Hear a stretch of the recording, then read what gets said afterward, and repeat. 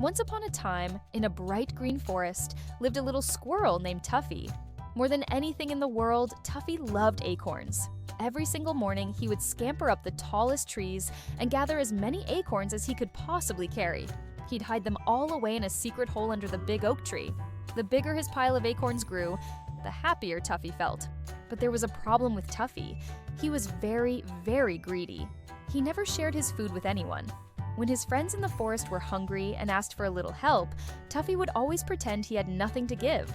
Even his best friend, a kind rabbit named Bunny, often went to bed hungry while Tuffy sat proudly on his enormous pile of acorns. One sunny afternoon, while Tuffy was out searching for even more food, he spotted something shiny glittering under a bush. Curious, he scurried closer and found a golden acorn. It sparkled and shimmered beautifully in the sunlight. Tuffy's eyes grew wide with excitement. He had never seen anything so special in his entire life. He thought to himself, "This has to be the most wonderful acorn in the whole world. I must hide it where no one can ever find it."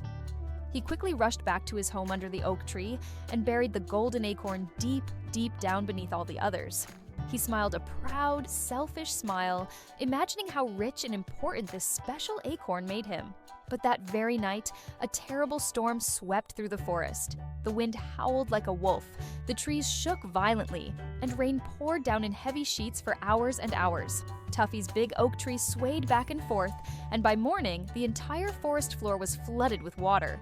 When Tuffy finally peeked out and checked his hole, his heart dropped. All of his acorns were gone. The flood had washed every single one away, even the precious golden acorn. Tuffy frantically searched everywhere, digging in the mud and looking behind every rock, but everything was gone.